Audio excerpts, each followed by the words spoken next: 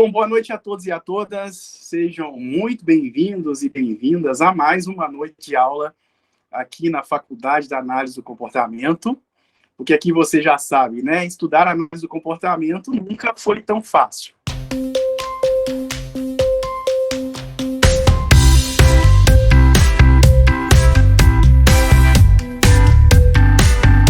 E hoje a nossa aula de número 74, com o professor um pouquinho gripado, com dor de garganta, mas eu não poderia deixar de estar aqui hoje, até porque essa semana é uma contingência que a gente chama de contingência especial, né, mesmo modelada por uma razão de intervalo fixo, né, que ocorre de 4 em 4 anos, que é o processo eleitoral.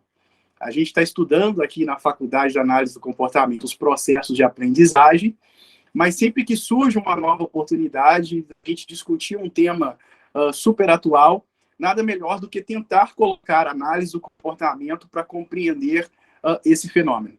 E no Brasil, essa semana, no próximo domingo, agora, dia 30 de outubro, a gente tem o segundo turno das eleições. Alguns estados, como o estado aqui da Bahia e alguns estados onde vocês moram, vai ter o segundo turno, né? Mas o grande foco desse processo eleitoral é a decisão para a presidência da República, em que existe 2 candidatos, né? O Luiz Inácio Lula da Silva e o Jair Messias Bolsonaro.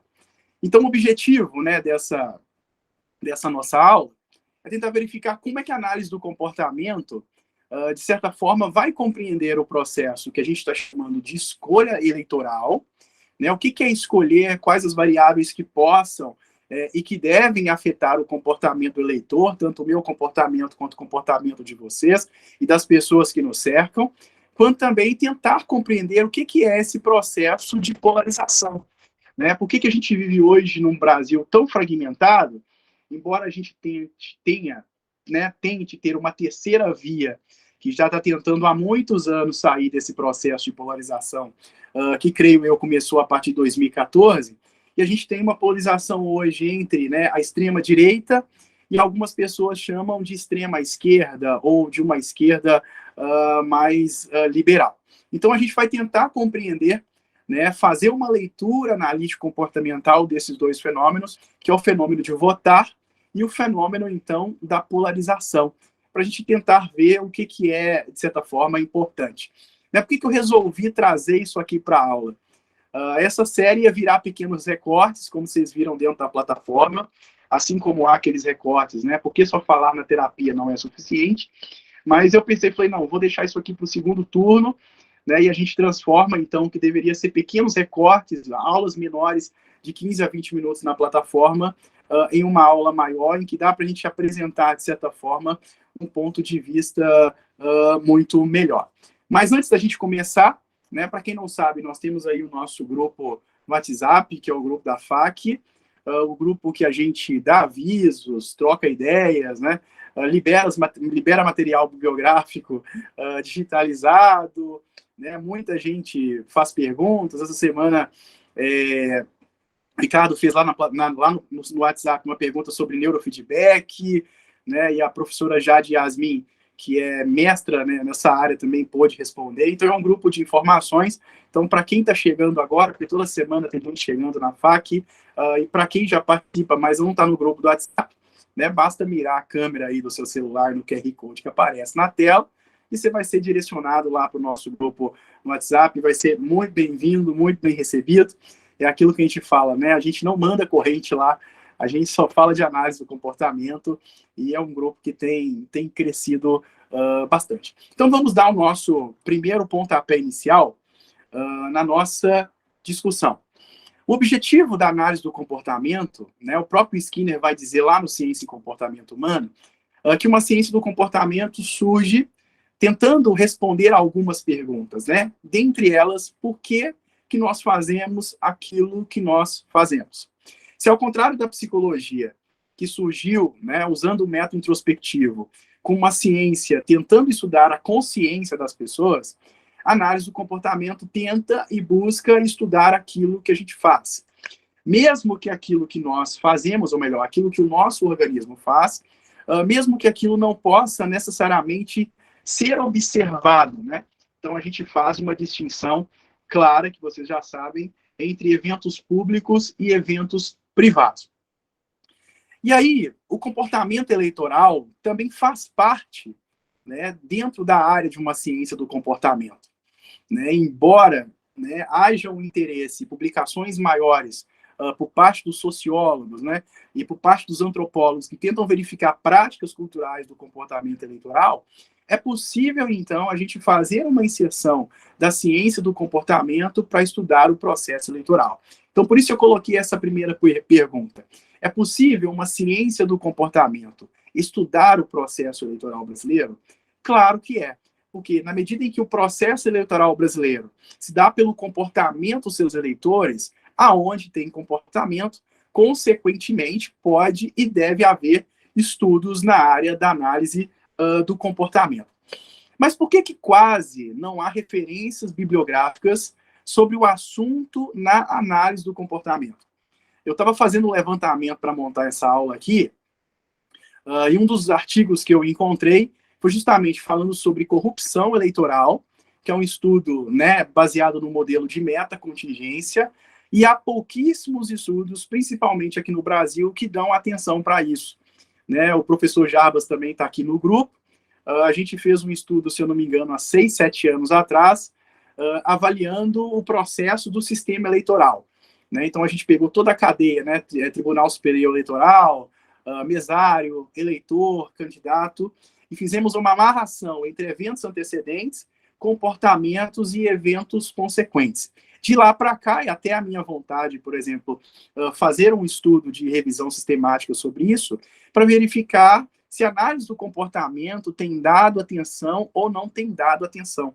Por que dar atenção ao processo eleitoral é uma coisa que a análise do comportamento deveria se voltar?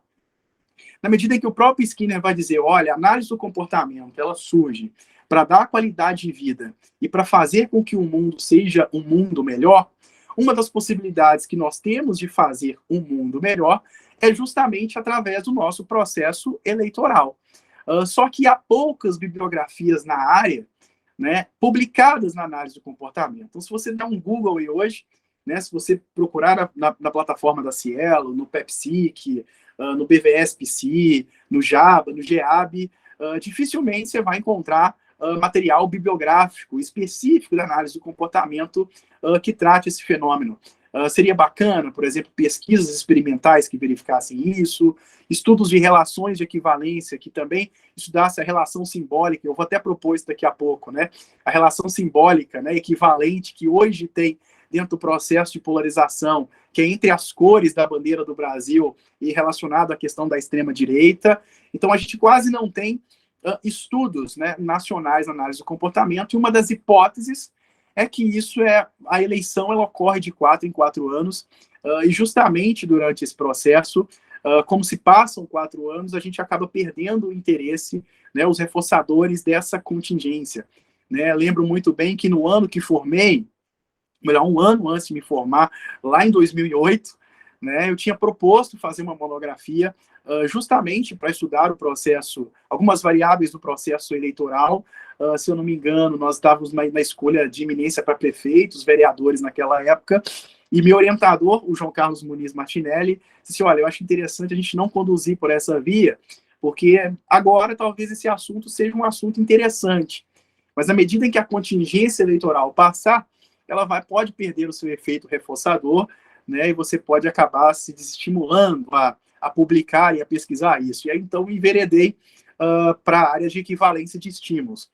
Mas, desde então, sempre que surge, né, principalmente assuntos relacionados à política, eu fico me perguntando aonde a análise do comportamento deveria encaixar, como é que a gente deveria investigar e usar os processos básicos como critério de compreensão desse fenômeno. E nada mais justo, né, do que a gente tentar estudar os fenômenos no Brasil, que de certa forma, e mostra isso através dos resultados que a gente tem nas urnas, que as pesquisas têm mostrado isso semanalmente, o quanto está tudo muito polarizado.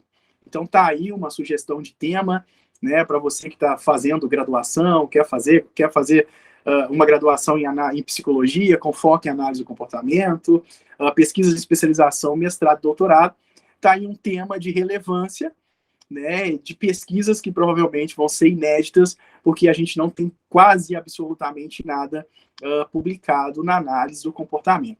Então, o que a gente vai fazer aqui hoje, né, são aproximações daquilo que deveria ser o foco da análise do comportamento, até porque o Skinner começa aproximando a análise do comportamento a agências de controle, e que nesse caso ele chama de governo, lá no Ciência e Comportamento Humano, no capítulo 22.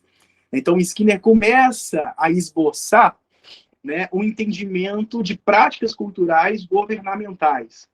Embora o Skinner não tenha falado propriamente dito sobre processo eleitoral. Né, o Skinner fala de agências de controle, e uma das agências de controle para ele, dentro do Ciência e Comportamento Humano, é o governo, porque o governo pode controlar o comportamento da sociedade através de reforços positivos, através da manipulação da economia, como também através de controle aversivo. Então, o Skinner baseia o governo como uma agência de controle. E aí o Skinner vai passear, ele vai falar sobre leis, né, o quanto leis as leis são mecanismos de controle, embora o brasileiro não ande literalmente com a Constituição debaixo do braço, mas as leis são fenômenos de controle e cabe ao governo fiscalizar essas leis e fazer com que essas leis sejam cumpridas. E aí o máximo que o Skinner se aproxima de relação eleitoral, ele não fala eleição diretamente, é quando ele cita contra-controle. Né? Então, e o William Ball, né, o Hermilton colocou aqui no chat, e eu acho que isso é interessante, o William Ball ele começa a trazer essa discussão para a gente, né, falando da perspectiva da escolha, né, a gente vai falar disso daqui a pouco, né, como a gente escolhe, né, um candidato, isso é uma agência de controle, e ao mesmo tempo a gente pode tentar entender, e nós vamos falar isso lá no final da nossa aula de hoje, da eleição, do processo eleitoral como uma agência de contra-controle, aquilo que o Skinner, de certa forma, não trabalhou. Então, seria interessante, né, pesquisadores, por exemplo, que seguem a linha da Sigrid Blend, do Dick Malott, do Bigler, né, darem sequência também a esse fenômeno, que é um fenômeno muito importante. Então, o Skinner tenta aproximar dessa discussão, embora a gente precise deixar muito claro isso aqui, né, que em momento algum ele fala de processo eleitoral dentro do Ciência e Comportamento Humano, mas a partir dos princípios, né, daquilo que foi proposto dentro de uma ciência do comportamento, é possível que a gente hipotetize, né? Afinal de contas, nós estamos falando de filosofia de uma ciência do comportamento propriamente dita, então isso nos permite fazer hipóteses, fazer inferências, e claro, isso precisa lá na frente ser coletado para verificar ou não a veracidade dessas informações. Então, os temas discutidos, né, um dos temas discutidos, e que, na minha opinião, o capítulo 22 do Skinner, do Ciência e Comportamento Humano, versa, é sobre agências de controle, leis e as relações de contra-controle. Né? São basicamente sobre essas três condições que esse capítulo do Skinner vai versar, embora no capítulo 24 e no capítulo 25 ele também dê uma pitada, né, sobre a relação de controle lá, e dá para a gente ter uma ideia de como a gente pode encaixar a relação política, né, principalmente nos países democráticos, fazendo um recorte, uma leitura a partir do Ciência e Comportamento Humano. Então, como nós estamos falando de eleição, e a gente está falando de política, acho que a principal variável, né, que precisa ser compreendida dentro do processo eleitoral é aquilo que nós podemos chamar de voto. Né? E há muitos anos aqui no Brasil tem crescido a quantidade de votos em brancos, votos nulos e abstenções. Então, no primeiro turno, se eu não me engano, tiveram mais de 20 milhões de pessoas que se absteram do processo eleitoral. E aí também cabe uma investigação, né? Por que as pessoas estão fugindo e estão se esquivando de votar? Né? Porque há outros reforçadores, como, por exemplo, outros reforçadores concorrentes, que fazem com que as pessoas optem, por exemplo, por não votar no dia da eleição. Né? Tanto é que está tendo um arranjo de contingência, né, dos poderes governamentais, do Supremo Tribunal Eleitoral, né, para que as pessoas votem, por exemplo, oferecer ônibus gratuito, adiar, por exemplo, a comemoração do Dia do Servidor Público, que é amanhã, para outro dia da semana, há uma preocupação enorme com o feriado do Dia dos Finados, que vai ser no próximo dia 2, que vão fazer com que as pessoas se abstenham das urnas. Então, se a gente está trabalhando a consciência política, a gente pode chamar ciência analítica comportamental política, o voto, claro, que é um comportamento, a gente vai falar disso agora, precisa, então, ser compreendido como o nosso objeto de estudo. Então, qual que é a definição mais geral? Gente, se eu ficar fungando aqui, não reparem não, porque eu estou super gripado, tá? Então, qual que é a nossa definição geral para aquilo que a gente pode chamar como votar? Então, a definição que eu trouxe, né, eu encontrei essa definição no site do STE, diz assim, olha, votar é a manifestação oficial que declara a preferência do eleitor, né, em um processo eleitoral. Então, em tese, significa que votar é escolher. E a gente já estudou aqui na Faculdade de Análise do Comportamento que nós escolhemos, né? Escolher é um comportamento. Então, quando você escolhe hoje, então vamos citar o nome dos candidatos aqui, né? Então, quando você vai escolher entre Lula e Bolsonaro, ou entre votar nulo ou em branco, você está emitindo um comportamento, você está manifestando oficialmente. A grande diferença aqui para o Brasil e para algumas partes do mundo é que o voto aqui no Brasil é obrigatório. Nos Estados Unidos, por exemplo, o voto é facultativo e a gente vê um crescente de interesses das pessoas em participar da vida política, na medida em que as pessoas percebem que a não participação na vida política também acarreta consequências a curto e longo prazo para elas. Já aqui no Brasil, né, desde o estabelecimento da Constituição de 1988, né, a partir do momento em que se houve um rompimento, né, do processo democrático com o processo ditatorial com a democracia, o voto passou, então, a ser uma condição obrigatória. Então, votar é manifestar oficialmente a preferência de um eleitor para o processo eleitoral. Então, a gente pode entender isso como voto. Então, para nós, analistas do comportamento, votar é se comportar. Então, quando eu voto, eu escolho. Quando eu voto, eu estou agindo sobre o mundo, eu estou modificando o mundo e, consecutivamente, eu vou sofrer as consequências dessa modificação. Então, guardem essa frase aí muito bem, né? Porque isso vai servir para a gente entender lá na frente o processo de polarização. Né? Quando eu estou votando, eu estou agindo sobre o mundo, eu estou modificando o mundo e, ao mesmo tempo, eu estou sendo modificado por aquilo que eu produzi, mesmo que eu seja um eleitor, basicamente, entre 120 e 130 milhões de pessoas. Então, para nós, analistas do comportamento, votar é comportamento. Assim como o próprio Baum vai dar uma noção de referência, né? Que escolher é se comportar. Só que a grande diferença para nós, analistas do comportamento, é que o comportamento ele é o quê? Ele é determinado, ou melhor, ele é multideterminado.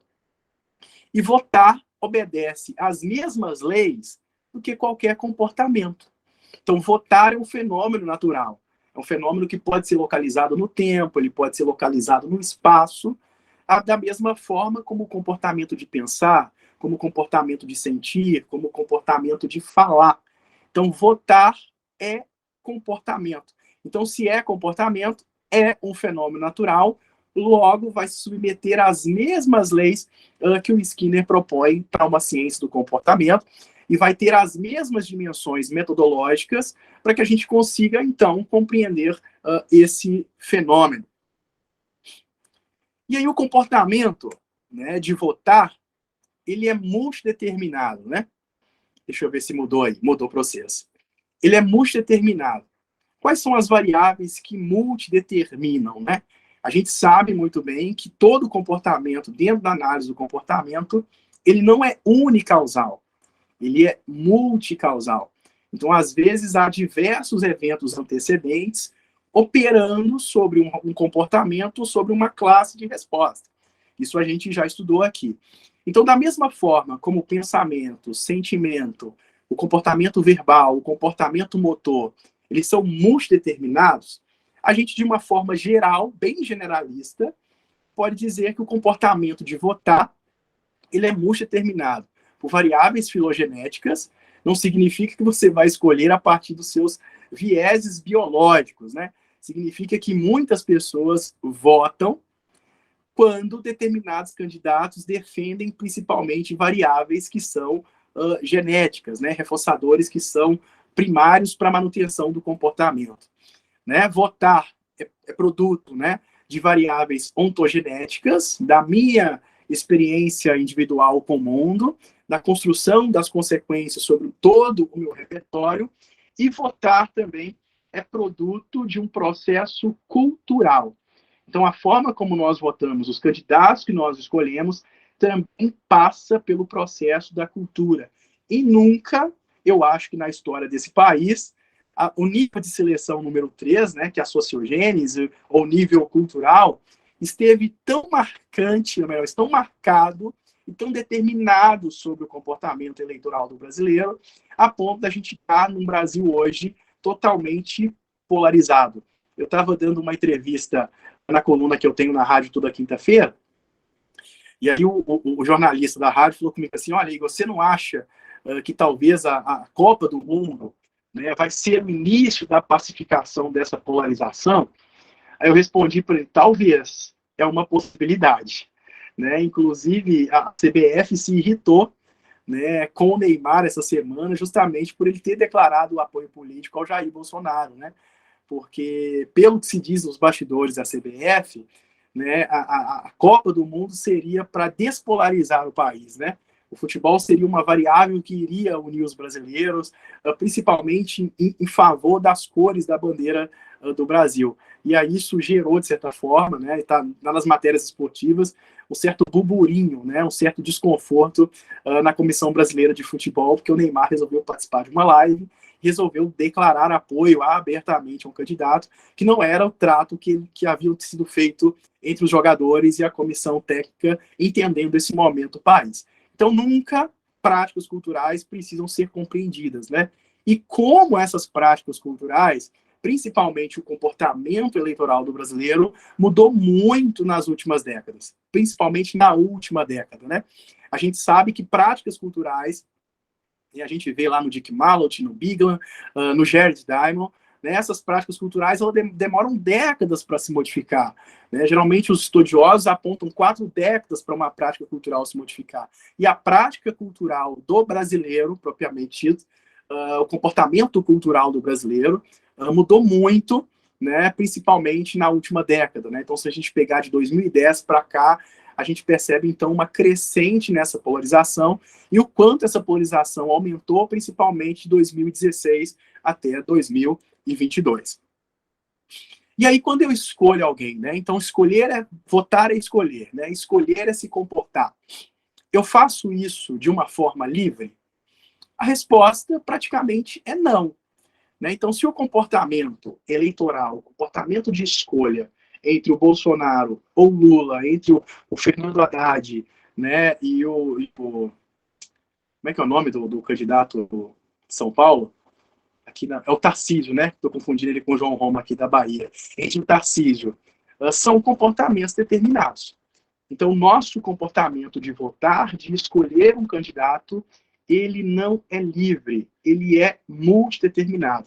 E aí basta, então, a gente tentar compreender que variáveis são essas, dentre diversas variáveis e diversas possibilidades que a gente pode utilizar para compreender esse fenômeno, que faz com que a gente escolha alguém. E aí a continuidade, o Hermilton até apontou isso no chat de uma forma bem legal aí, William Ball começou a esboçar essa continuidade, se eu não me engano, no capítulo 1 ou no capítulo 2 desse livro, né, em que ele diz, olha, a gente escolhe sim, mas a gente escolhe baseado nas nossas histórias, né, ou melhor, na nossa história de interação com o mundo. Né, os cognitivistas vão chamar isso, né, de processos cognitivos que são gerados, nós vamos chamar isso de história genética, ou melhor, história ontogenética, né? Então, nós escolhemos a partir das experiências que a gente tem com o mundo, sejam experiências sociais, sejam experiências com variáveis econômicas, sejam experiências com variáveis religiosas. Então, isso tudo, de certa forma, vai afetar a nossa escolha eleitoral. Então, escolher não é um comportamento livre. Escolher é um comportamento muito determinado. Suponhamos que eu saia da minha casa decidido a votar em um determinado candidato no próximo domingo. E aí eu chego diante da urna, de repente eu mudo a minha opção de voto. Ao invés de votar no candidato A, eu vou votar no candidato B. E você não está dizendo para mim que o voto não é livre? Como é que eu tive a possibilidade de mudar? Mesmo o processo de mudança de escolha de um voto, isso também é uma variável determinada. Você pode até não saber, né, qual a variável que afetou essa sua mudança de comportamento, qual a variável que afetou o seu comportamento de votar, mas ela existiu. Então, o próprio Skinner vai dizer, olha, não existe nenhum comportamento que seja livre, né? A liberdade, de certa forma, é uma utopia. Né? Não é à toa que ele escreveu aquele livro, né? Para além da liberdade, da dignidade, que aqui no Brasil a gente faz uma má tradução, né? Que a gente chama de mito da liberdade. Então, para apontar que qualquer comportamento, ele é determinado. Então, quando você for na urna, saiba que o seu comportamento de escolher o candidato está sendo, de certa forma, determinado. E aí, fato é, né, que o comportamento é determinado e ele é influenciável, que as campanhas eleitorais surgiram para quê? Surgiram para isso. Né? Então, quando se gasta, por exemplo, mais de 4 bilhões em fundo partidário, né, estão gastando dinheiro justamente para convencer você, eleitor, a escolher, né, servindo como uma variável independente, né, de certa forma, que vai afetar o seu comportamento de escolha, entendido como uma variável dependente. E aí cada político, cada campanha eleitoral vai utilizar suas estratégias, né? E aí se questiona, por exemplo, quem tem a máquina na mão, né, quem tem o poder público, quem tem a possibilidade de distribuir dinheiro público leva vantagem? A gente não sabe porque existem outras variáveis. Mas fato é, né, que as campanhas eleitorais são variáveis para te influenciar. Não é à toa que na última semana a discussão política de ontem e anteontem foi justamente pela quantidade em sessões eleitorais, né, de campanha eleitoral em rádio, principalmente em rádio do Nordeste, que candidatos teriam ou não teriam. Deixa eu ver a pergunta aqui. Seria por isso que pesquisas eleitorais falham? Sim, né? Porque pesquisa eleitoral, como o próprio nome diz, são pesquisas de intenções de votos. Né? A pesquisa, ela não crava, de certa forma, quem vai ganhar a eleição, mas ela crava, naquele momento, a probabilidade daquele candidato ganhar. Né? Então, até porque, não estou dizendo que a amostragem é pequena, a amostragem ela tem uma significância estatística muito importante. Né? Então, se eu não me engano, a Datafolha, não sei, né? Ou o IPESP vai lançar uma pesquisa amanhã que eles fizeram com 12 mil pessoas. Né? Então, a cada vez que os dias vão passando, o número amostral vai aumentando. E aí, uma pesquisa com 2.200 pessoas é confiável? Para aquele momento é. Tá certo? O que acontece é que nas vésperas do processo eleitoral, ou até mesmo no dia das eleições, acontecem variáveis com os eleitores que as pesquisas não têm condição de prever, que, de certa forma, determinam o processo, o resultado de uma eleição. Então, por exemplo, lá no dia da eleição eu vou votar, mas eu acordei tendo uma disposição, acabei passando mal e não fui votar. De repente, eu ia votar, mas apareceu uma viagem, uma oportunidade de trabalho, eu decidi viajar a não votar. Caiu uma chuva e eu não fui votar.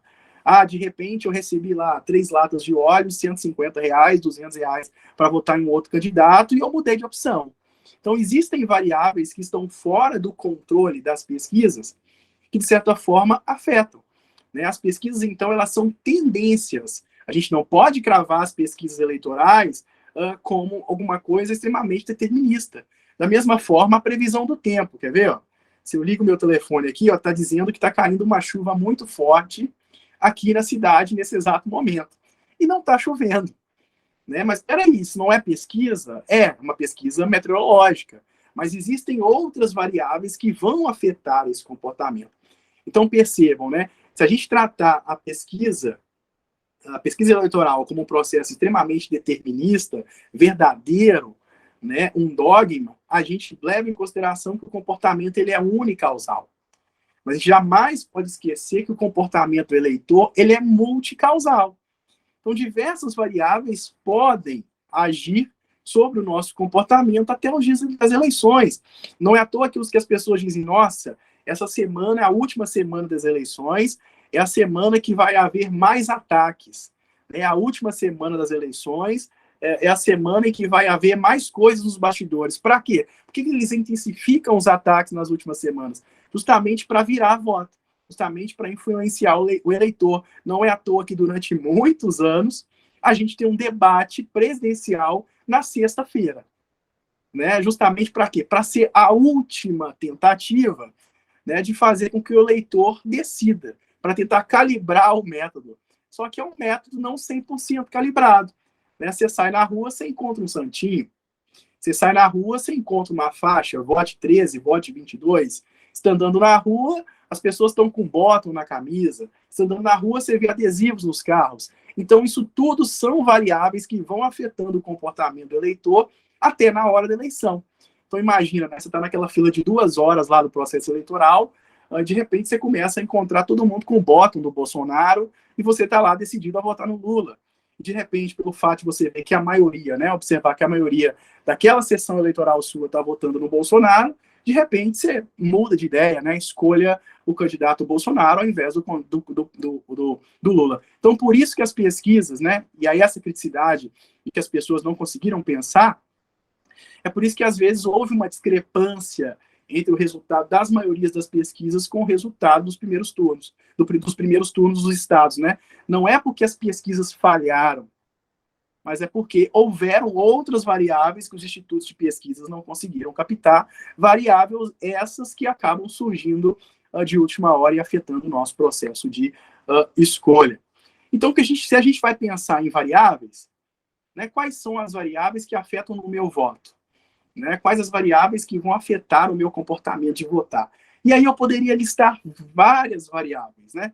Mas eu tentei olhar, né, pelo menos dentro da minha perspectiva, para aquilo que está acontecendo mais no Brasil, para a gente tentar entender quais variáveis talvez estejam mais pesando para as pessoas escolherem os seus governantes.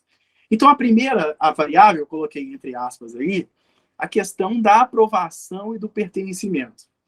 Né? A gente sabe que aqui na FAC a gente tenta utilizar uma linguagem mais próxima da realidade das pessoas do que o bom e velho behaviorês, né, que eu uso na universidade praticamente todos os dias. Né? Então, o que é aprovação e pertencimento? A gente pode traduzir isso para o bom e velho behaviorismo, para a boa e velha análise do comportamento, como ter reforço positivo ou se comportar por reforço negativo. Tá certo? Então, a primeira variável que a gente pode estudar em termos de estrutura, né, para tentar entender por que as pessoas escolhem alguém, é justamente a aprovação e pertencimento. E aí a gente sabe, isso é a fala do próprio Skinner lá no Ciência e Comportamento Humano, que ele vai dizer assim, olha, o grupo exerce um controle ético sobre cada um de seus membros, através, principalmente, do seu poder de reforçar, ou seja, fortalecer o comportamento ou punir, enfraquecer o comportamento. Então, as nossas práticas culturais, as nossas práticas éticas, né, a forma como a gente enxerga o mundo, a forma como a gente faz a leitura do mundo, aquilo que nós dizemos ser certo ou errado, depende, de certa forma, sobre o controle ético que os grupos exercem sobre os seus membros. Então, são os grupos sociais que nós pertencemos que, de certa forma, vão fortalecer o nosso comportamento de escolher um determinado candidato em detrimento do outro. Então, vamos pensar a polarização desses grupos aí. Nós temos vários nichos, vários grupos fragmentados. A gente tem uma grande segmentação de grupos diferentes. E cada grupo trabalha questões reforçadoras e punidoras de forma diferente. Para um grupo, a maconha precisa ser legalizada, para outros grupos, a maconha não pode ser legalizada, para outro grupo é defensor do aborto, outro grupo não é defensor do aborto. E aí, esses grupos sociais, por exemplo, a religião, né? Então, a gente tem uma forte influência das religiões protestantes, principalmente do movimento neopentecostal nessas religiões, para a escolha do candidato A ou candidato B, a partir da regra religiosa. Então, muita gente escolhe o seu candidato, não necessariamente pelo bem-estar que o candidato oferece à população, mas também pensando na questão do controle religioso. Então, quem nunca ouviu a frase, se você escolhe determinado candidato, você não é católico, não. Você não é crente, não. Você não é religioso, não. Porque a pessoa que segue a religião A, a religião B, não escolhe o candidato tal ou outro candidato. Então, isso tudo são poderes, então, que a gente pode entender como poderes de controle. Então, nós estamos sobre esse poder de controle. Então, quando você diz para sua família assim, porque eu vou votar no fulano. Você é doido. Não vota nesse cara, não. Como é que você pensa igual essas pessoas? Né? Quem pensa igual essa pessoa, pensa igual a bandido.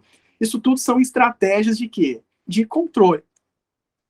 E aí, como nós somos seres sociais, né, e por ser seres sociais, nosso comportamento ocorre também em função dos grupos pelo qual nós estamos inseridos, eu coloquei de uma forma bem simples para vocês entenderem, que nós precisamos de apoio, entre aspas, aí a gente precisa de reforço para saber aquilo que a gente vai fazer é a coisa certa. Então, nós precisamos ter o nosso comportamento fortalecido pelo grupo que nós participamos. Então, o grupo, de certa forma, ele dá aval. Aí você deve estar pensando assim, mas eu participo de um grupo que vota no candidato tal, e só eu voto nesse candidato. Como é que está dizendo que esse grupo exerce uma influência sobre mim? Você pode estar se comportando com esse grupo para exercer uma relação de contra-controle, que eu vou explicar lá na frente. Ao mesmo tempo, você pode estar votando no candidato contrário ao seu grupo social, justamente porque outras variáveis estão operando para a manutenção desse comportamento. Fato é que esse comportamento não é isolado nada.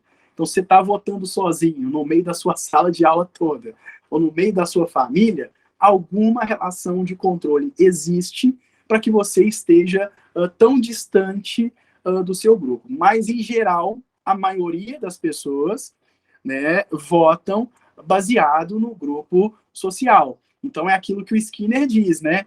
Filhos de bons cristãos vão ser bons cristãos. Filhos de bons muçulmanos tendem a ser bons muçulmanos.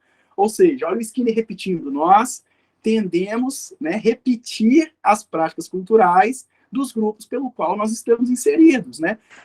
Parafraseando, né, a Elis Regina, ainda somos os mesmos e vivemos como os nossos pais. O que ela está querendo dizer? Olha, a gente continua repetindo práticas culturais a partir dos grupos que nós estamos inseridos, né? Isso é válido para o grupo que detém reforçadores relevantes para a história do sujeito? Sim. Né? Então, você já deu um spoiler na minha próxima lâmina aí, né? Isso vale sim. Então, imagine, por exemplo, que eu cresci no meio da favela, né? E imagine que a forma como eu aprendi a pensar, e pensar um comportamento, foi uma perspectiva mais socialista liberal. E, de repente, eu me vejo num grupo social em que as pessoas são de centro à direita ou são direita extremistas. E aí todo mundo vota no candidato da direita ou no candidato mais liberal, e eu voto no candidato que trabalha umas perspectivas mais sociais, embora eu vá ao contrário do meu grupo.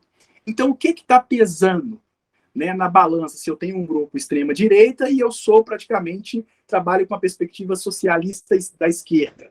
Né, o que pesa também é as variáveis.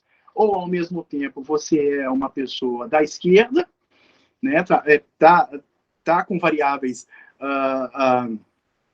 uma pessoa da direita, né, foi criado dentro dessa perspectiva de uma economia mais liberal e por aí vai, e de repente você lida com pessoas no seu trabalho que são pessoas que votam em partidos da esquerda. Mas você não mudou de opinião. Por que você não mudou de opinião? Né? Justamente porque outras variáveis têm um valor de reforçamento e de controle muito maior sobre o seu comportamento que essas novas variáveis que surgiram. Então, como as pessoas, então, elas precisam sentir o apoio da sociedade, né? Ou seja, os seus comportamentos, né? Eles precisam ser mais reforçados, elas votam naqueles que está sendo mais propagado. E aí eu coloquei essa figura aí, justamente para falar o que a gente falou um tempinho atrás, né? Como as pesquisas, de certa forma, influenciam o nosso comportamento de votar.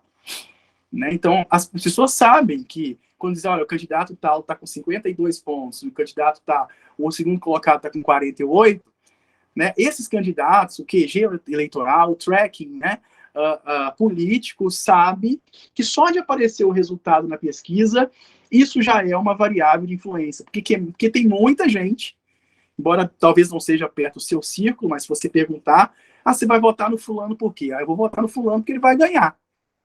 Né? Então, muita gente vota justamente porque o cara está sendo mais propagado, o cara está em primeiro lugar nas pesquisas. É por isso que quando você vê um resultado de uma pesquisa, daqui a pouco você vê uma outra que está bem discrepante, você fala, tem uma coisa errada aí. Né? Essa pesquisa parece ser uma pesquisa meio manipulada, justamente para quê? Para induzir o eleitor. Né? E aí é comum também, né, que a pessoa tome uma decisão, né, não necessariamente porque ela acredita naquilo, e acreditar é comportamento, tá, gente? Mas porque é uma opinião do pai, da mãe, dos amigos. Eu estava vendo uns estudos antes de preparar essa aula, e aí eu me deparei com um estudo que foi publicado em 2015, num estudo da Faculdade McGill do Canadá, né? E aí os pesquisadores, eles fizeram uma avaliação neurológica das pessoas que escolhem, né, candidatos. E aí, claro, para análise do comportamento, isso não é um fator determinista, né? Porque a gente não é mentalista, né? O comportamento do cérebro é tudo aquilo, é um comportamento como qualquer outro, isso a gente já viu aqui. Mas o que mais chamou a atenção para mim, assim, na hora do resultado, foi quando você vai ver a conclusão do estudo, né, no eixozinho dos resultados lá, ele apresenta assim, olha, pessoas que fazem leituras de diversas variáveis para escolher um candidato têm os circuitos neuronais mais saudáveis do que pessoas que escolhem candidatos justamente por uma única característica, e essa característica, essa variável afetada, é a variável da manipulação do grupo social. Olha que coisa doida, né? Os caras estão dizendo, olha, há um déficit neurológico, por assim dizer, ou um déficit nos circuitos neuronais, nas sinapses, né, se você escolhe um candidato de uma forma não pelo próprio processamento, né, pela própria leitura da contingência, do que uma contingência manipulada. E aí eu li e falei assim, não, eu não vou levar isso lá para a FAQ hoje, porque depois a gente vai ter que discutir mentalismo dentro da perspectiva da neurociência. Mas existem estudos sobre isso, tá? Mas então, já que a gente está falando de grupos, então, é possível e é comum que as pessoas votem justamente influenciadas pela opinião de uma outra pessoa. Não é à toa que quando começou o segundo turno, qual era a fala que as pessoas diziam, né? Precisamos virar voto. Cada voto virado no segundo turno equivale a 2 e não a 1.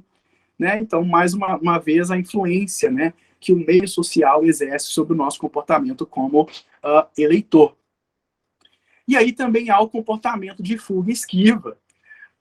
Quando o eleitor diz que vai votar num candidato, ele vai votar em outro.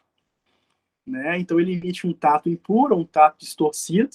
Por quê? Porque há uma relação de controle aversivo lá, você precisa votar nesse determinado candidato aqui. Né? E de repente ele vai e vota, diz que vai votar num candidato e vota no outro. É o que acontece, por exemplo, com a ideia do voto do cabresto, né?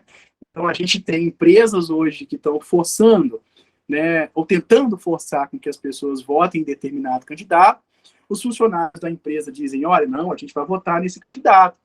E aí, como o voto não é impresso, como o voto não é filmado e não tem como registrar, é só você e a cabina de votação, então, aí a pessoa vai e vota em outro candidato, não aquele que ela disse. Mas por que ela diz que vai votar? Ou para ser aceito socialmente, para obter os reforços daquele grupo social, ou para se comportar por reforço negativo, né? Para emitir comportamentos de fuga e de esquiva da condição que é aversiva. Então, quanto de nós para não fugir, para fugir, né, daquele amigo chato, não, velho, eu vou votar nesse candidato aí, né, justamente para ele poder parar de mandar as coisas.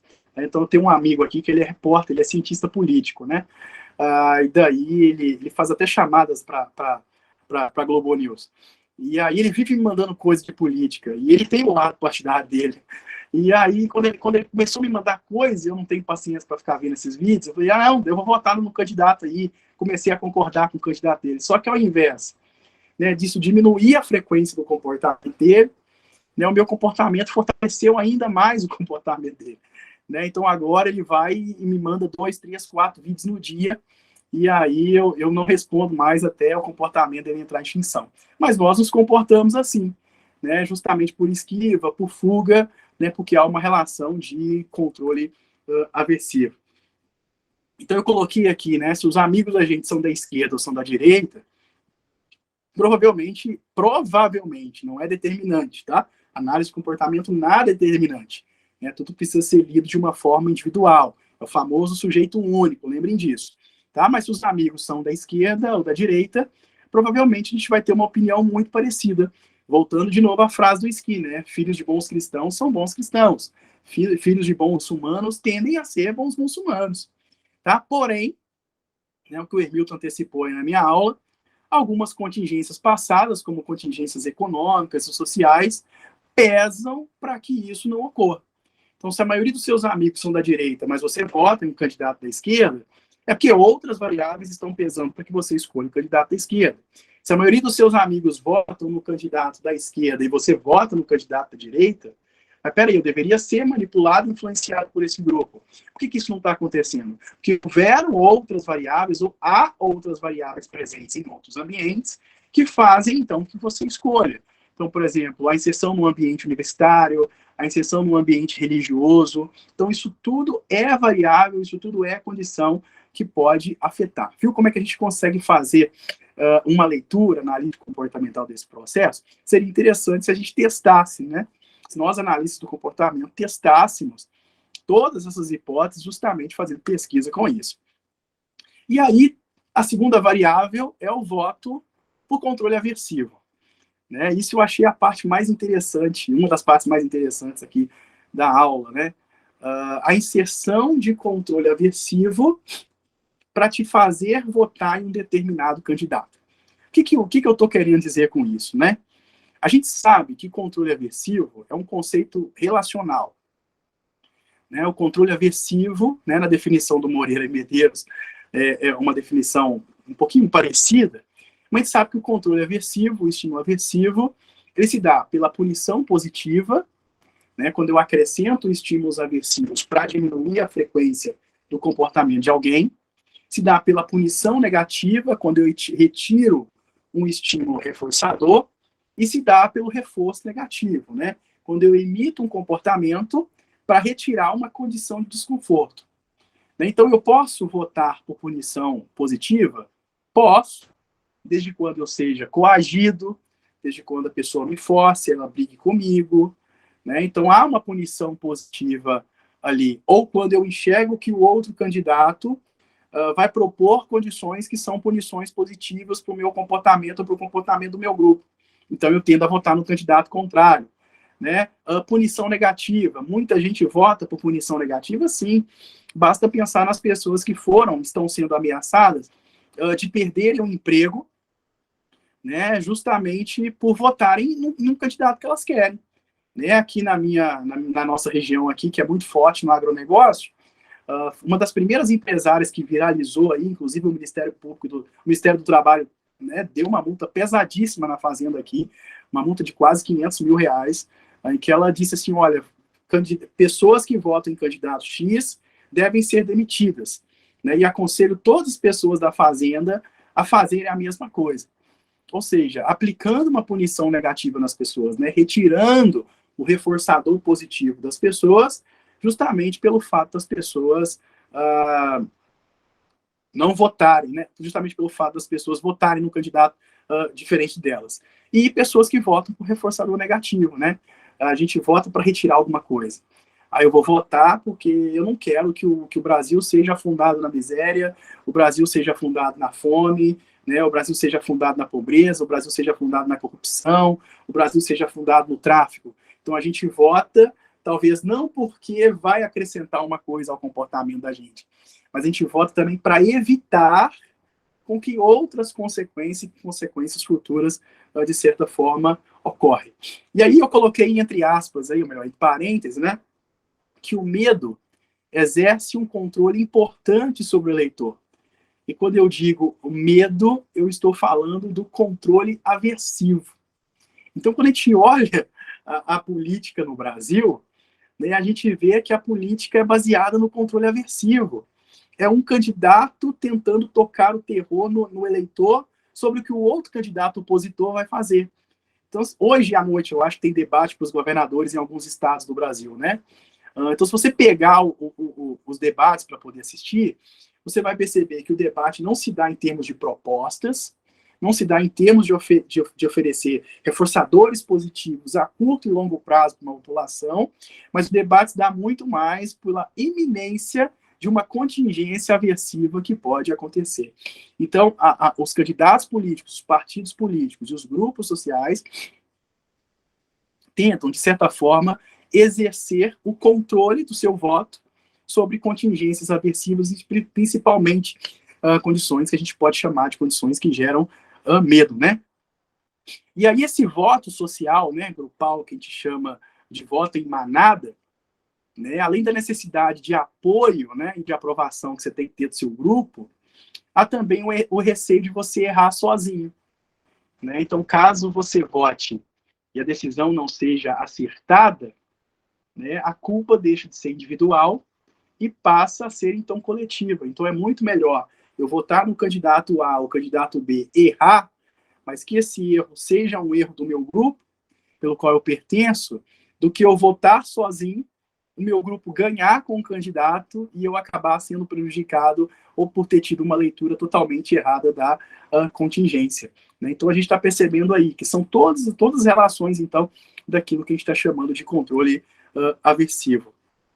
E aí essa relação de medo, ela está muito presente nas campanhas eleitorais, né? Isso implica, então, por que as campanhas, elas apostam tanto em não vote em A e não vote em B. Né? Então, você pega a campanha do Bolsonaro, o Bolsonaro vai te listar uma série de coisas pelo qual você não deve votar no Lula. Se você pega a campanha do Lula, ele vai listar uma série de coisas pelo qual você não pode e não deve votar no Bolsonaro. Então, só a tipo de exemplo, eu peguei uns exemplos para vocês verem como isso é colocado em prática na eleição. Deixa eu colocar para rodar aqui. Alguém já viu alguém pedindo um pão na porta, ali no caixa da padaria? Você não vê, pô. Mentira. 33 milhões de pessoas passam fome no país. A economia está bombando. Mentira. A inflação dos alimentos está sufocando as famílias. O Brasil está dando certo. Mentira. Há 4 anos o salário não tem aumento real e quase 80% das famílias estão endividadas. A verdade é uma só. O Brasil não aguenta mais Bolsonaro. Vocês viram aí um exemplo, né, da campanha do PT, da campanha do Lula, tentando aplicar medo nas pessoas através do controle aversivo. Agora vamos ver a campanha do Bolsonaro, fazendo praticamente a mesma coisa. Deixa eu só mudar aqui. Veja com exclusividade o debate que Lula tenta esconder. O tema é homofobia. Pelotas é cidade polo, né? Claro. Portadora de viado. Coronavírus. Ainda bem que a natureza, contra a vontade da humanidade, criou esse moto chamado coronavírus. Feminicídio. Quer bater em mulher? Vá bater em outro lugar, se a gente quiser melhorar o país. Classe média. Nós temos uma classe média que ela ostenta um padrão de vida que em nenhum lugar do mundo a classe média ostenta. Em muitos lugares as pessoas são mais humildes. Uma televisão já tá boa. Agronegócio. O agronegócio que é fascista e direitista. Porque tem gente que acha que ser ignorante é bonito e não é. Aquele jeitão bruto dele, aquele jeitão de capial, sabe? Lá do interior de São Paulo, aquele capial de resiste, bem pura. Impunidade. O Estado vai ter que devolver e me pagar os prejuízos que eles causaram na minha vida. Pobres. Pobre é imbecil, é ignorante. Quanto mais miserável é o povo, mais ele acredita em coisas fáceis. Religião. Que eu tenho relação com o demônio, que eu estou falando com o demônio e o demônio está tomando conta de mim. Aborto. Apoiar o Lula para mim seria trair a mim mesma. Eu fui uma pessoa que sofri muito na mão do Lula, uma pessoa que fui traída por ele. Eu não posso, em momento algum, apoiar um homem que acabou com a minha vida. Como é que eu posso apoiar um homem que me ofereceu dinheiro quando ele soube que eu estava grávida de um filho dele? Ele me ofereceu dinheiro para mim abortar. Considerações finais. Eu já tenho idade demais. Eu já vivi demais. Eu já tenho experiência demais. Eu não vou enganar o povo mais uma vez. Eu não vou enganar o povo mais uma vez. Lula já deixou bem claro o que pensa. E você, concorda com ele? Reparem aí, né? A quantidade de contingências aversivas que foram colocadas nos dois vídeos, justamente para que você vote no candidato que está propondo o contrário dessas contingências aversivas. Então, são estratégias de campanha, né, utilizam o controle aversivo para induzir, de certa forma, o seu voto. Então, a tendência é votar no menos ruim, né, ou votar para que o outro não se eleja. Então, muita gente diz, eu tenho que votar nesse candidato porque ele é o menos ruim dos dois. Ou eu tenho que votar nesse aqui porque Deus me livre se esse fulano aqui for presidente da República. Né? Então, existem essas contingências. Né? E após que alguns de vocês que estão aqui, tanto no ao vivo quanto em casa, me assistindo nesse exato momento, devem ter falado, nossa, eu também pensei em votar justamente por isso. Então, a gente está se comportando, de certa forma, por reforçador negativo, né? Emitindo comportamentos de fuga, ou melhor, emitindo comportamentos de esquiva, no sentido de atrasar ou eliminar, como fugir, da contingência do controle aversivo. E aí a relação que me chamou a atenção como uma das variáveis também que tem afetado o processo eleitoral brasileiro hoje, existem outros também que a gente pode discutir, é a relação do fake news e a relação do prazer, né? E principalmente os aspectos das fake news que cresceram muito. Né? Então a sociedade hoje, ela tem uma dificuldade muito grande em discriminar, né, o que é uma informação verdadeira daquilo que é uma informação falsa. Né? A gente vê as pessoas falando, tia do Zap, né? As pessoas do grupo do WhatsApp. Né? Não é à toa que os meios de comunicação, os jornalistas, né, colocam nas suas páginas, nos seus portais, nas suas redes sociais, o que é informação falsa e o que é informação verdadeira e o que é uma informação mais ou menos. Então, se você pegar o debate entre Bolsonaro e Lula na próxima sexta-feira, se você for na página da UOL, por exemplo, no sábado, na própria sexta, você vai ver a UOL pegando links dos debates e dizendo se aquela informação que o candidato apresentou é falsa, verdadeira ou ela é exagerada. Né? Justamente porque, pelo excesso de informações que nós estamos tendo, né, há uma dificuldade. Então, por exemplo, se a gente pegar os dois vídeos que eu apresentei aqui, qual será esses dois vídeos que não apresentam fake news? Será que as informações dos dois vídeos são 100% verdadeiras? Então, pela enxurrada de informação que a gente tem, há uma dificuldade hoje do brasileiro discriminar aquilo que é verdade. Né? O professor Jarbas disse aqui, né? Estão tentando propor contingência para voto de esquiva e fuga. Né? De certa forma, sim. Né? Uma boa leitura que a população faz hoje é justamente votar, né, porque eu acredito nas ideias do outro candidato, as ideias, se ele colocar em execução, vão ser reforçadoras para mim e para o meu grupo, e ao mesmo tempo eu voto para poder me esquivar da possibilidade do candidato A ou do candidato B assumir o poder ou continuar no poder. O Skinner não fala de fake news. Né? Ele não fala, fake news talvez existisse na época dele, mas não de fake news digital, como a gente tem hoje. Né? Mas ele fala de tatos distorcidos ou impuros. Né, que são comportamentos mentirosos, né, e que a gente já estudou a relação entre mentira e análise do comportamento aqui. Então, se você quiser compreender o que é tato impuro ou tato distorcido, né, basta ir lá no Verbal Behavior, que é esse livro da capa rosa do Skinner aí, você vai encontrar ele falando de tato distorcido ou de tato impuro. Né? Então, as fake news, elas são utilizadas para quê? Para captação de votos, para conseguir, de certa forma, reforçadores. E é uma variável que afeta o comportamento brasileiro hoje, sem sombra de dúvida. Né? A eleição brasileira de 2022 é marcada pela eleição do fake news. Né? Não é à toa que o Supremo Tribunal Eleitoral disse, olha, eu vou ser taxativo com as fake news na eleição. chapas que apresentarem fake news vão ser caçadas. A gente sabe que isso não aconteceu, porque não tem como ter controle. Né? Tem como ter controle dos partidos políticos que liberam as fake news, né? Dos principais twitteiros que emitem fake news, mas a gente não tem controle sobre o comportamento da sua avó, da sua tia, do seu tio, da sua mãe, do seu pai, sobre o meu comportamento, sobre o seu comportamento como eleitor. Então, a gente precisa tentar entender, como analista do comportamento, como análise do comportamento, ou que solução prática a análise do comportamento vai dar para que haja, então, uma diminuição de fake news, porque essa é uma variável que afeta o comportamento do eleitor brasileiro hoje. E aí esse livro aqui, né, do Robert Brotherton, que é um livro bem legal, em que ele aponta, né, que as pessoas tendem a acreditar em teorias conspiratórias para reforçar pontos de vista que elas já apoiam. Então elas só encontram no candidato delas aquilo que, de certa forma, elas já descreviam sobre o mundo. Elas só encontram uma condição de um reforçador a mais. E as fake news, em boa parte aqui no Brasil, são teorias conspiratórias e que as pessoas acreditam veementemente que aquilo vai se tornar real, né? Que aquilo vai se tornar verdade. Então, a iminência daquilo se tornar verdade, a pessoa vota para aquilo não acontecer. Só que a gente observa os fatos, a gente vê que isso é uma condição conspiratória. Então, esse livro do Robert Brotherton, ele aborda isso, né? Como, né, as questões conspiratórias, né, como nós acreditamos, né, nessas teorias conspiratórias.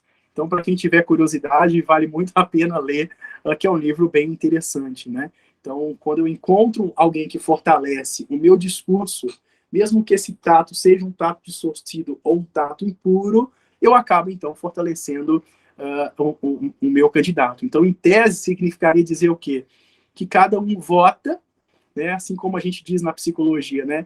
Cada um escolhe a abordagem de acordo com o filósofo que já é, né? Ou seja, cada um escolhe a sua abordagem na psicologia a partir das suas experiências individuais de vida. Então, cada um escolhe o seu candidato ou se apoia numa fake news a partir daquilo que acredita, a partir dos valores que, então, já tem. Sejam valores a favor, sejam, então, valores contra.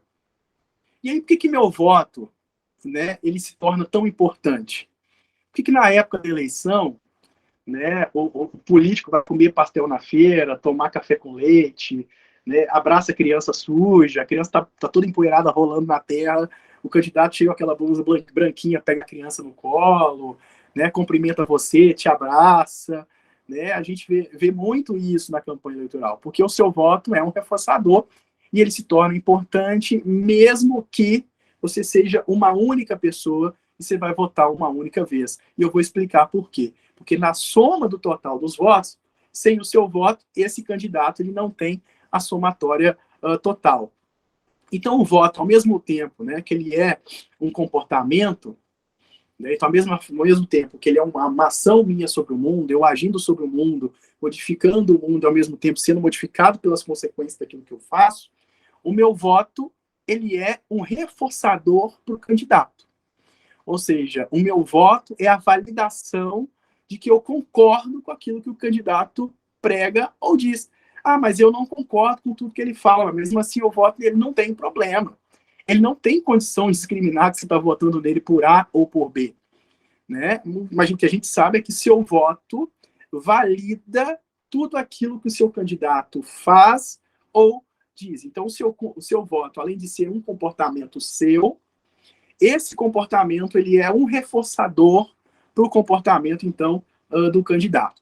E aí o voto individual, o meu voto, o voto do Igor, ele não gera tanto impacto. Então, se ele não gera tanto impacto, ou seja, o meu voto ele não decide as eleições, né? Mas, se eu for entender o meu voto, o voto do Manuel, o voto da Maria Clara, o voto do Jabas, o voto do Hermilton, o voto do João Pedro, o voto da Ibra, o voto da Jade, né?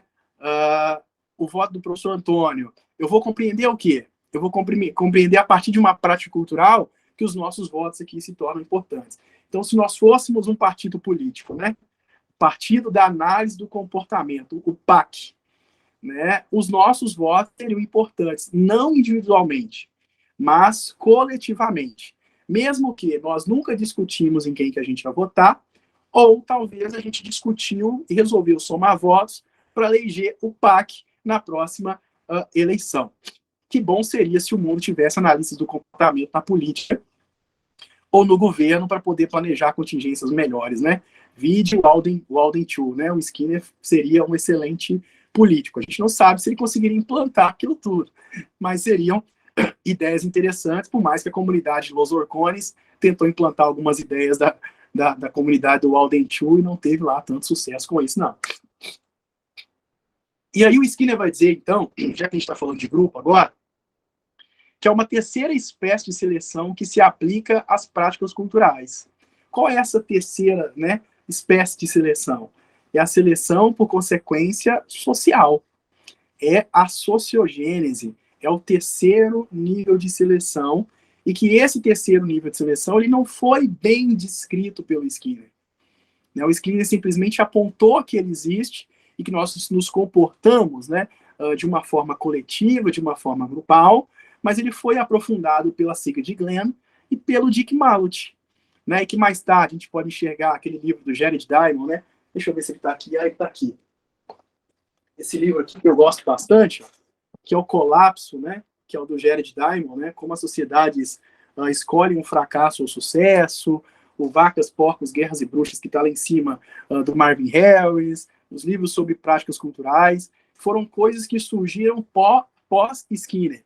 Então, se o Skinner voltasse hoje no mundo, né, de repente ele tivesse a oportunidade de ver o que a análise do comportamento se tornou há mais de 20 anos que ele morreu, ele ficaria surpreso, porque muita coisa avançou pós-morte do Skinner, por exemplo, teoria dos quadros relacionais, equivalência de estímulo, né, o fato das ideias de macrocontingência e metacontingência, inclusive agora surgem discussões, né, de aumentar o nível da macrocidade, da macrocontingência, da megacontingência, e essa macrocontingência e metacontingência que a gente estuda e compreende hoje, ser uma contingência ainda menor e que dentro dessa contingência existe uma outra contingência.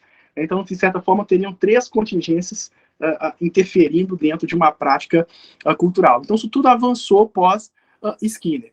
E aí, para a gente entender o que a gente está chamando de cultura, né, eu trouxe um mapa das eleições aí em 2018 e 2022. Em 2018, a eleição foi dividida, né, o segundo turno entre Fernando Haddad, né, do PT, e o Jair Bolsonaro, que na época eu acho que era do PSL, se eu não me engano. Essa parte azul ou roxa aí são os eleitores do Bolsonaro. A parte lilás aí, rosa, que vocês estão enxergando, foram os eleitores do Fernando Haddad, né, isso em 2018.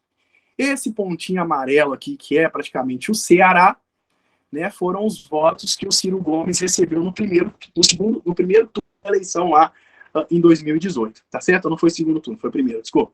Já em 2022, né, a gente tem aí, então, o mesmo espectro, né? Só com o candidato Luiz Inácio Lula da Silva com cor rosa e o Jair Bolsonaro com as cores azul. Repare que pouca coisa mudou, né? Tirando um crescente do Luiz Inácio Lula da Silva na região centro-oeste e na região sul, né? E no Ceará ali, que era amarelo e agora está rosa, praticamente o comportamento do eleitor não mudou pelas regiões, né? Então, isso significa o quê? Que as práticas culturais, elas estão bem sedimentadas. Não significa que em outras regiões, por exemplo, né, esse pontinho azul que vocês estão vendo aqui, perto da Bahia aqui, né, deixa eu ver se dá para apontar, esse pontinho azul aqui, ó, né, esse pontinho azul que vocês estão vendo aqui perto da Bahia, é perto de onde eu moro aqui, a 90 quilômetros daqui, que é a cidade de Luiz Eduardo Magalhães, né, que é uma cidade que há muitas pessoas do Rio Grande do Sul, e foi uma das cidades em que o Jair Bolsonaro ganhou, né. Cidade azul aqui é perto do Recôncavo Baiano, né, que ele também foi eleito lá. Mas a gente percebe que não há uma desfragmentação. Há uma polarização das práticas culturais. Ou seja, há uma influência de determinado grupo ou de determinada região para que as pessoas votem no candidato A ou no candidato B, né? Votem no Lula ou votem no Bolsonaro. Né? Claro que dentro dessas regiões há votos em eleitores contrários, há. E aí o que a gente tem que fazer de leitura para que isso tenha acontecido? É aquelas contingências que a gente não tem controle, né? Contingências que que estão para além das contingências macro ou contingências meta. São contingências que operam ali a nível mais baixo, né, controlando o comportamento do indivíduo. Pode ser a religião, pode ser a família, pode ser a universidade, pode ser a escola, pode ser outras contingências que ele teve interação ao longo da vida, que explica pequenos pontos de cores ou rosa ou cores azuis em espaços, basicamente, onde esses candidatos, então, dominam. E aí, vamos tentar entender rapidinho. Eu não vou dar uma aula de metacontingência aqui, porque metacontingência, comportamento e prática cultural, esse livro que vocês estão vendo aqui, que o professor Márcio, né, o Marcinho, ele, de certa forma, organizou, é o livro que a gente vai estudar aqui na FAC ainda linha por linha. Tá? Mas, de certa forma, eu vou trazer a discussão, eu não trouxe discussão sobre o que é metacontingência para cá até agora, mas vamos tentar explicar a metacontingência de uma forma simplificada para que vocês consigam entender e consigam compreender a linha de raciocínio aqui. Quando a gente está falando, né, de metacontingência, esse conceito ele surgiu em 1986. Né? Ele surgiu há 36 anos atrás, e posteriormente a Sigrid Ganha e o Dick Malott foram aperfeiçoando esse conceito. O que significa metacontingência? Significa entender como as consequências agem sobre o comportamento de um grupo. Tá certo? Significa o quê? Entender como a escolha do Lula ou a escolha do Bolsonaro vai afetar todo o nosso grupo. Ou melhor, todo o nosso país. Tanto pessoas que votam no Bolsonaro, tanto pessoas que votam no Lula, tanto pessoas que votam em Lula, tanto pessoas que votam em branco.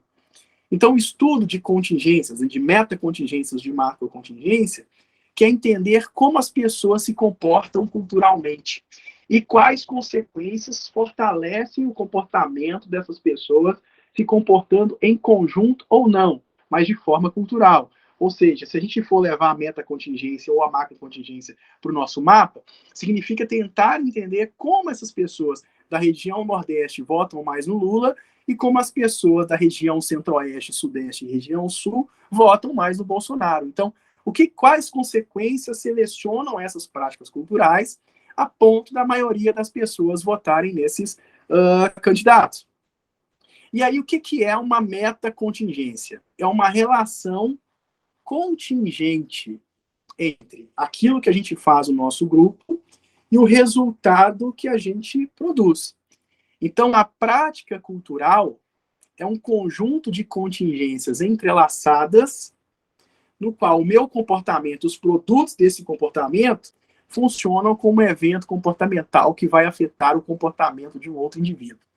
O que significa dizer isso? Significa estudar como o meu comportamento vai afetar o comportamento de vocês, o comportamento de vocês vão afetar o comportamento de outros membros do grupo, a ponto da gente escolher, então, um determinado candidato.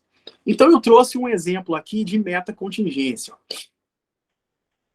Esse círculo aqui representado, né, pela letra A, e essas bolinhas aí, imagine que cada bolinha são comportamentos das pessoas.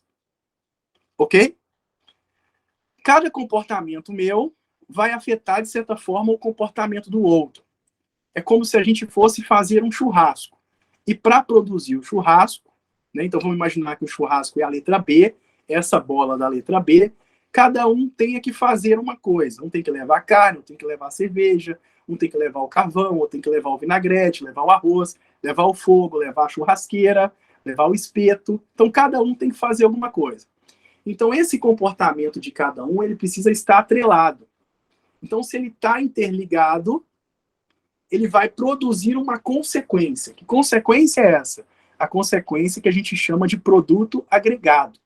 Ou seja, uma consequência maior, não uma consequência individual.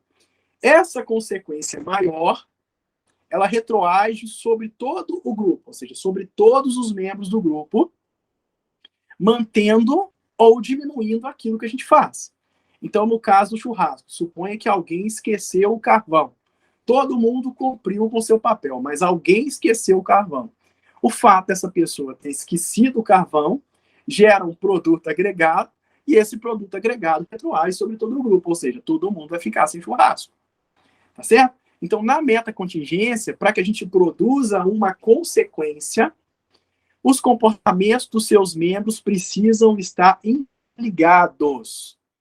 Tá certo? Então, suponhamos que nós sejamos aqui membros de uma bancada política. A bancada do partido da análise do comportamento. E para a gente eleger o Skinner como presidente da Câmara dos Deputados, todos nós precisamos votar em conjunto. Ao votar em conjunto, a gente consegue eleger o Skinner como presidente da Câmara dos Deputados. Mas se a gente não votar em conjunto, ou melhor, se alguém falhar, né, nesses comportamentos, a gente corre o risco de não eleger o Skinner, vamos produzir um outro produto agregado, e esse produto agregado ele vai retroagir sobre a gente. Tá certo? Então a gente precisa entender isso como metacontingência. Então olha a definição que a Gleim vai trazer para metacontingência. Desse modo, para que um evento seja definido como uma metacontingência, e é destaque para essa palavra, é imprescindível que exista um produto agregado, ou seja, uma consequência resultante do comportamento dos membros do grupo, resultante de quê? De entrelaçamento. Ou seja, o comportamento ele precisa estar interligado. E que, por sua vez, esse comportamento seja selecionado pelo quê? Pelo produto final, que é o produto agregado. Então, se a gente se une aqui para eleger o Skinner, a gente elege o Skinner, eleger o Skinner é um produto agregado. O fato do Skinner ser eleito fortalece o nosso comportamento de fazer alguma coisa como grupo para fortalecer ainda mais o Skinner como candidato. E aí, por outro lado aqui, eu tenho o conceito de macrocontingência. Então, se você já entendeu a metacontingência, é mais fácil entender a macrocontingência. A macrocontingência também é uma prática cultural. Os comportamentos dos seus membros produzem um produto agregado, né? Produzem uma consequência. E essa consequência retroage para quem? Para o grupo. Só que há uma diferença. A diferença é o quê? A diferença é que os nossos comportamentos como membros do grupo não estão interligados. O comportamento do seu Manuel não depende do meu comportamento para acontecer. O comportamento do Jabas não depende do comportamento do seu Manuel, nem do meu, nem do Emil, nem da Maria Clara, nem da Íbera, nem do João Pedro, nem do Dilei Márcio, nem da Nanda, nem da Grazi. Então não depende do comportamento de ninguém. Simplesmente eu me comporto, vocês se comportam, a junção desses comportamentos que não estão entrelaçados vão produzir uma consequência. Essa consequência vai retroagir para quem? Para todo mundo. Isso não parece muito com o sistema eleitoral que a gente tem? Olha aí, ó. Nós temos o eleitor 1, com as suas variáveis diferentes que afetam o comportamento dele. A gente tem o eleitor 2, que afeta o comportamento dele, e a gente tem o eleitor 3, que tem lá o comportamento dele. O comportamento não está entrelaçado, não. Então, os 3 votam. Então, vamos imaginar que o 1 vota no Lula, o 2 vota no Bolsonaro, e o 3 vota nulo, branco, ou se abstém de votar. Todos esses 3 membros vão produzir uma consequência, mesmo que o meu comportamento não dependa do comportamento do outro, que é a ideia do voto.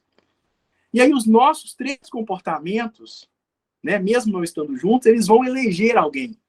Por isso que quem vota nulo, vota em branco e se abstém de votar, também elege o candidato que ganha. E aí, ao eleger esse candidato, ou seja, todo mundo, ó, se lascou. Todo mundo vai sofrer as consequências. Então, eu que não voto num candidato, vou sofrer a consequência se ele ganhar? Vou. Você que vota no candidato vai sofrer a consequência se ele ganhar? Vai. Você que se absteve, que anulou o voto, né? E não quis votar, não quer saber disso, você vai sofrer a consequência? Vai. É a frase que a Dilma disse, né? Nem todo mundo vai ganhar e todo mundo vai perder. Aquela frase confusa que ela falou lá. Isso é um modelo de macrocontingência. Então, nosso modelo eleitoral é um modelo também de macrocontingência, né? Por mais que a gente tenha os grupos, os nichos, né, culturais no Sudeste, no Nordeste, no Centro-Oeste, no Norte, no Sul, né, isso é um modelo de macrocontingência, ou seja, nós somos afetados pelas mesmas variáveis, mas como o voto é uma questão individual e não depende necessariamente da outra pessoa para eu poder votar, eu voto, você vota, nós votamos, produzimos uma consequência que é o somatório dos votos, esse somatório retroage sobre os nossos comportamentos. Então, todo o Brasil sofre ou ganha com a consequência de um candidato ou não, tá? E agora, então, você entendeu por que seu voto é importante? Né? Porque por que um voto, então, para o candidato é importante? Porque é esse voto nele que vai ajudar de certa forma, a produzir o produto agregado. Então, você não é importante quantitativamente, mas você é importante qualitativamente. Né? Então, ou seja, o seu voto ele vale muito. Né? Por quê? Porque o primeiro que o candidato está privado de voto, e voto é reforçador. Segundo, que através dessa somatória de produtos, de contingências que não estão entrelaçadas, ele vai conseguir produzir um produto agregado que, ao final das contas, vai oferecer um reforçador para ele, e esse reforçador vai retroagir sobre toda a comunidade. Então, por isso que ele abraça, beija, come pastel na feira, toma café com leite, beija a criança catarrenda, né? Por isso que ele faz uma série de coisas para obter o seu voto.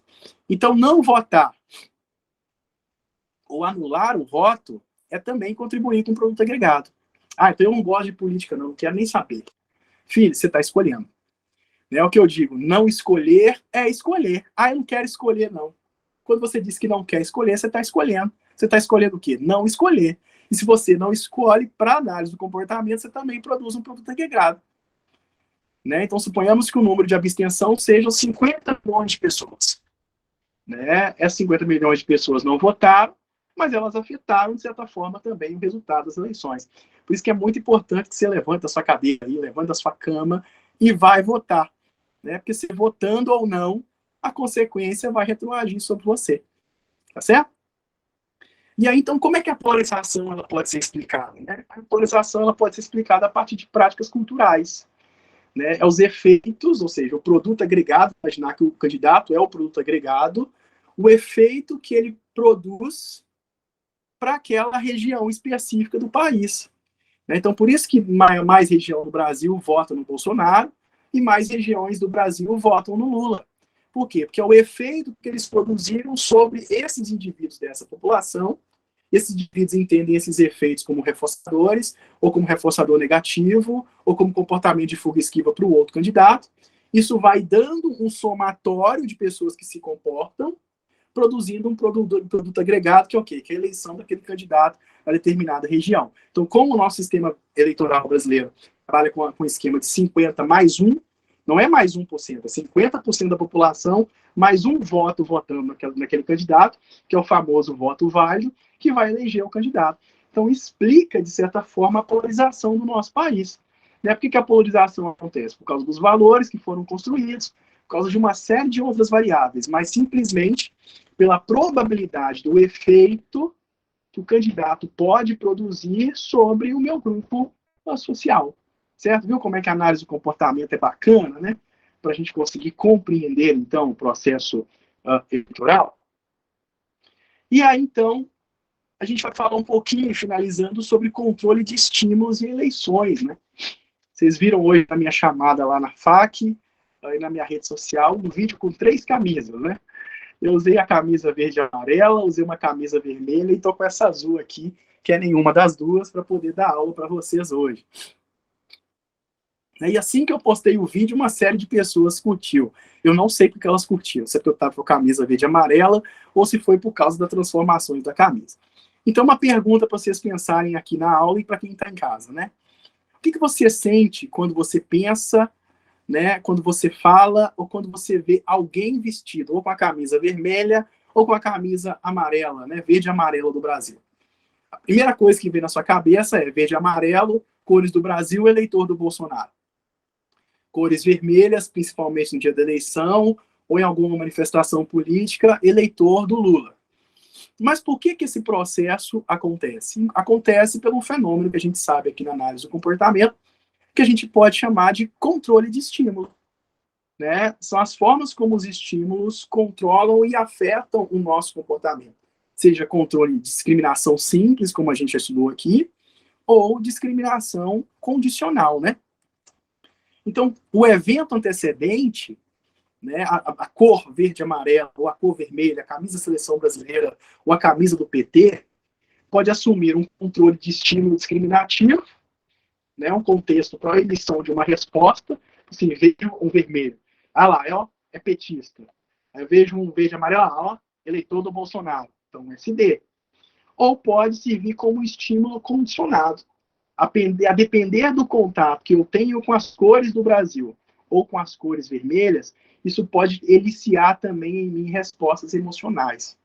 Então, às vezes eu vejo pessoas falando assim, nossa, eu vejo as pessoas com a camisa do Brasil, verde e amarela, já me dá nervoso, já fico enjoado.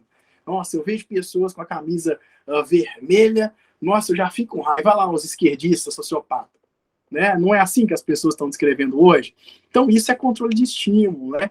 Houve treino discriminativo, que a gente já estudou aqui, e houve pareamento entre as cores da bandeira do Brasil, a cor vermelha, com estímulos que são reforçadores ou com estímulos que são, de certa forma, aversivos. Então, como é que essas cores, elas influenciam os nossos comportamentos? Elas funcionam como contexto ou funcionam como estímulos eliciadores? Como eliciadores a partir do pareamento.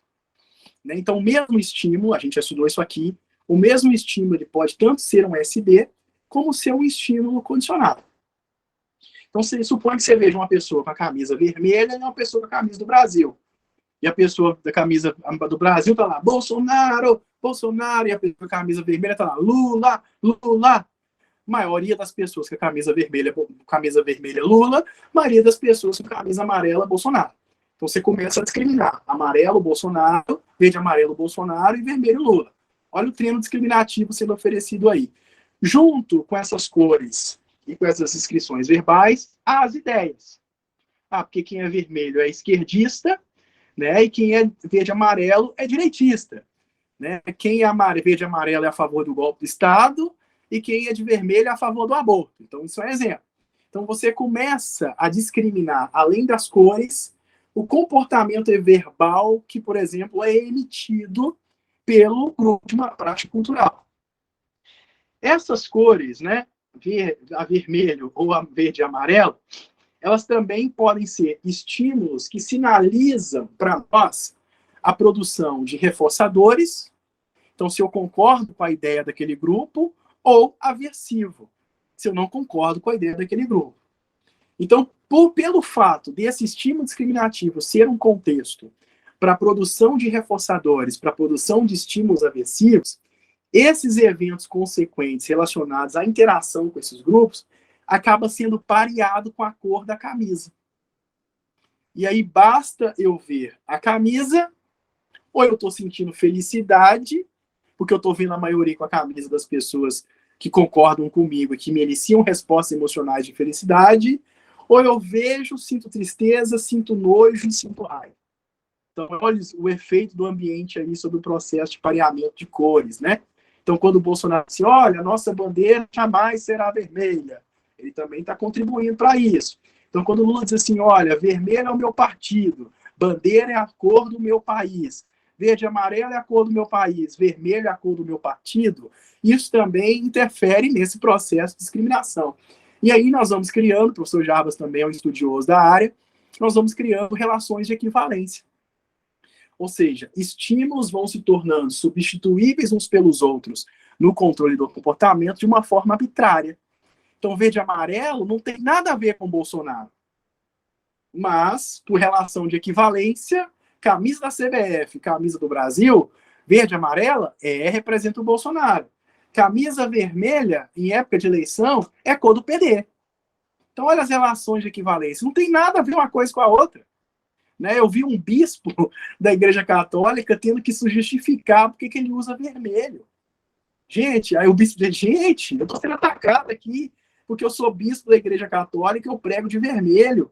O vermelho que eu uso, né, não é por causa da campanha do PT, não. O vermelho que eu uso é que representa o sangue de Cristo.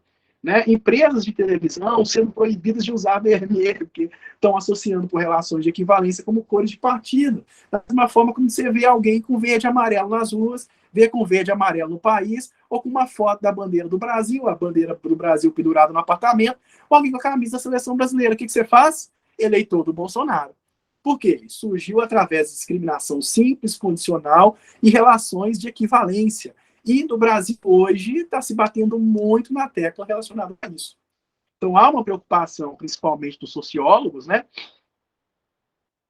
O que vai se fazer para que haja esse processo de inversão aí das cores, né? Que as cores verde e amarela não seja simplesmente uma cor partidária, mas seja uma cor não representada pelo partido, mas representada pelo país.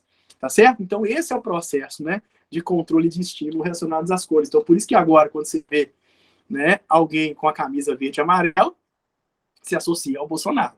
Você vê alguém de vermelho, se associa ao Luiz Inácio Lula da Silva. Copa do Mundo pode mudar isso? O professor Jarbas disse aqui. Pode, né, dependendo dos efeitos reforçadores, né, que o futebol produzir na gente, isso pode mudar e a gente pode acabar pacificando e diminuindo esse processo de polarização. E aí, por fim, o voto ele pode ser entendido como contra-controle. Né? O voto, né, quando a gente vota, a gente quer contra-controlar a condição, ou seja, a gente quer impedir com que aquele candidato chegue ao poder, fazer com que o candidato atual permaneça, ou fazer com que o candidato atual saia do poder e o outro, então, entre. Então, o Skinner ele vai usar a ideia do contra-controle baseado já num governo eleito, né? Quando as pessoas querem controlar o governo eleito, né? Quando o governo eleito promove uma contingência extremamente aversiva, o povo contra-controla. E a gente contra-controla a vida inteira, né? Quando o chefe da gente é punitivo, quando as pessoas que a gente vive emite controle aversivo, e agora o voto pode ser um contra-controle. Então, quem vota no Bolsonaro está usando o voto como um contra-controle para quê? Para fazer com que a esquerda não chegue ao poder. Beleza? Então, isso é um contra-controle, ao mesmo tempo que esse comportamento é um reforçador para o Bolsonaro. Já os eleitores do Lula, né, usam o contra-controle, que é para quê? Para retirar o Bolsonaro do poder, ao mesmo tempo que os seus padrões de comportamento são reforços positivos para a manutenção do comportamento do Lula. Tá vendo como é que a gente consegue, então, pensar a análise do comportamento, os processos comportamentais, enxergando tudo aquilo que a gente vê no Brasil hoje? E aí, uma sugestão para vocês, eu ia trazer isso para a aula hoje, mas não ia dar tempo, né? Eu, o professor Jarbas, que está aqui na sala assistindo a aula com a gente hoje, mais três outros autores, a gente produziu em 2015, né, com aquela contingência da eleição de 2014, a gente produziu um artigo chamado Processo Eleitoral Brasileiro como Modelo de Metacontingência. Então, a gente observou como, né, as contingências entrelaçadas, desde contingências governamentais, como o Tribunal Superior Eleitoral, o juiz, né, o procurador, né, das eleições, o eleitor, o candidato A, o candidato B, o que eles fazem que estão entrelaçados, que, de certa forma, vão afetar o resultado final, que é o candidato eleito. Então, se vocês tiverem curiosidade, basta dar um Google aí, né, colocar o processo eleitoral brasileiro como modelo de metacontingência. Né, vocês vão conseguir ler o artigo, que eu acho que é um dos poucos artigos publicados no Brasil, né, o professor Jarbas talvez saiba se tenha outro, mas é um dos poucos artigos publicados no Brasil que vão falar de eleições. Né, a gente já teve mais de 3 mil acessos naquele academia.edu, né, porque é um dos poucos artigos que a gente se dispôs a estudar. Então, para você que gostou dessa aula, que foi uma aula especial, a gente quebrou um pouquinho a contingência dos processos básicos, mas uma aula especial, dê o seu like, comente aí na plataforma, dê um reforço positivo aí para o professor, para a comunidade da FAC, né, tira o seu print, poste lá na rede social que você está assistindo às aulas da Faculdade de Análise e Comportamento, me marque a FAC e chame mais gente, né, para participar aqui, porque o nosso objetivo é fazer essas discussões mesmo e manter a chama da análise do comportamento viva dentro de cada um. Então, me desculpe o mentalismo, né, quero agradecer a todos vocês que estão aqui comigo no ao vivo, a vocês que estão em casa, muito obrigado por me ajudarem a manter esse projeto, que é um projeto, de certa forma, pioneiro no Brasil, e é graças a vocês estarem aqui que a gente está aqui. Tá certo, pessoal? Muito obrigado. Se tiverem alguma pergunta, eu vou ficar aqui no offline para poder responder.